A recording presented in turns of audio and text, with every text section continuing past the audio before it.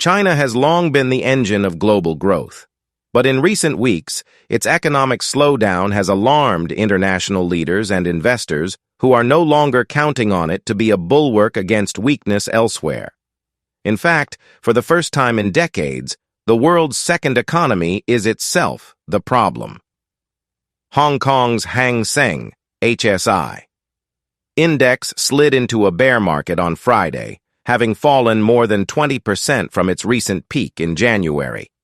Last week, the Chinese yuan fell to its lowest level in 16 years, prompting the central bank to make its biggest defense of the currency on record by setting a much higher rate to the dollar than the estimated market value. The issue is that, after a rapid spurt of activity earlier this year, following the lifting of COVID lockdowns, growth is stalling. Consumer prices are falling, a real estate crisis is deepening, and exports are in a slump. Unemployment among youth has gotten so bad the government has stopped publishing the data. To make things worse, a major home builder and a prominent investment company have missed payments to their investors in recent weeks, rekindling fears that the ongoing deterioration of the housing market could lead to heightened risks to financial stability. A lack of resolute measures to stimulate domestic demand and fears of contagion have triggered a new round of growth downgrades, with several major investment banks cutting their forecasts of China's economic growth to below 5%. We downgrade China's real GDP growth forecast. As the property downturn has deepened, external demand has weakened further, and policy support has been less than expected, UBS analysts wrote in a Monday research note. Researchers at Nomura, Morgan Stanley, and Barclays had previously trimmed their forecasts. That means China might significantly miss its official growth target of around 5.5%, which would be an embarrassment for the Chinese leadership under President Xi Jinping. It's a far cry from global financial meltdown of 2008, when China launched the largest stimulus package in the world and was the first major economy to emerge from the crisis. It's also a reversal from the early days of the pandemic, when China was the only major developed economy to dodge a recession. So what's gone wrong? Property woes. China's economy has been in doldrums since April, when momentum from a strong start to the year faded. But concerns have intensified this month following defaults by Country Garden, once the country's largest developer by property sales, and Zhongrong Trust, a top trust company.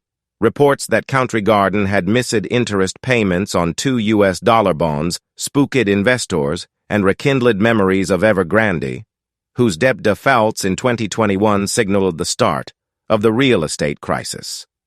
While Evergrande is still undergoing a debt restructuring, troubles at Country Garden raised fresh concerns about the Chinese economy.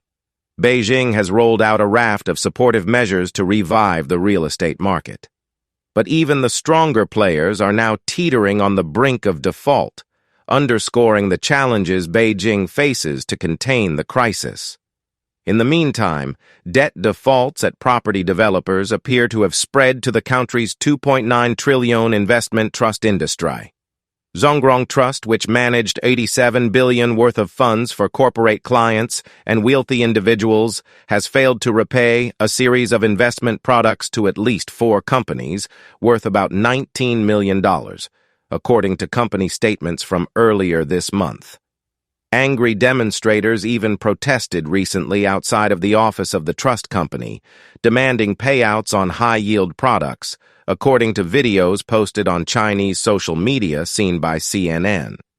Further losses in the property sector risk spilling over into wider financial instability, said Julian Evans Pritchard, head of China economics at Capital Economics.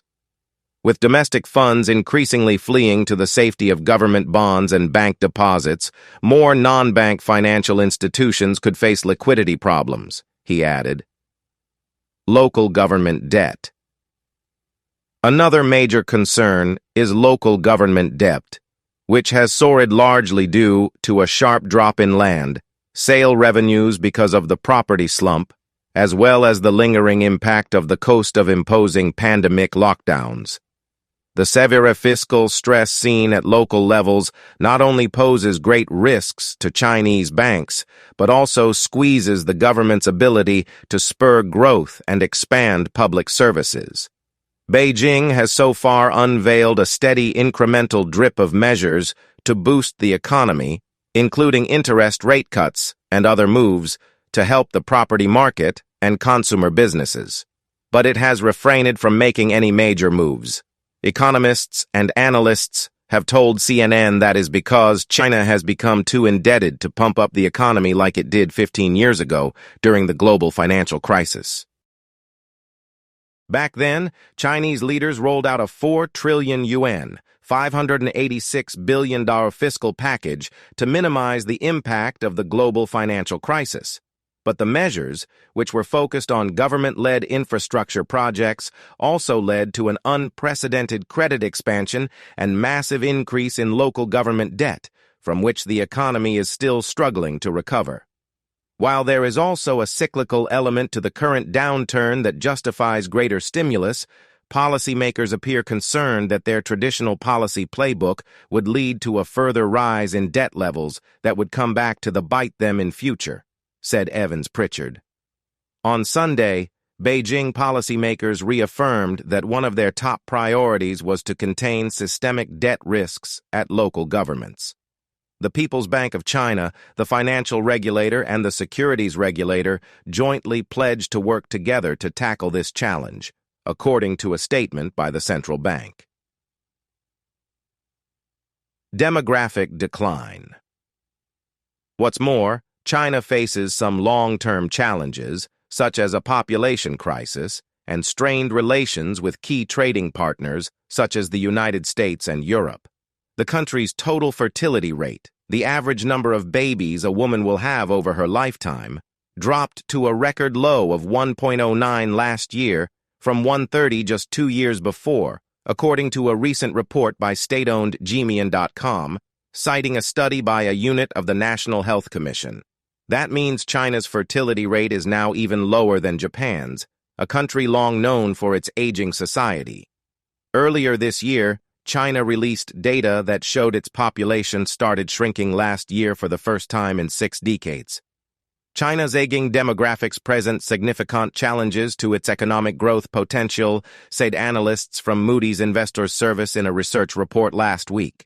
The decline in labor supply and increased healthcare and social spending could lead to a wider fiscal deficit and higher debt burden. A smaller workforce could also erode domestic savings, resulting in higher interest rates and declining investment. Housing demand will fall in the long term, they added. Demographics, along with slowing migration from the countryside to urban areas and geopolitical fracturing, are structural in nature and largely outside of policymakers' control, Evans Pritchard said. The big picture is that trend growth has fallen substantially since the start of the pandemic and looks set to decline further over the medium term, he said. Thank you for watching this video. If you like our content, don't forget to subscribe to our channel. See you next video.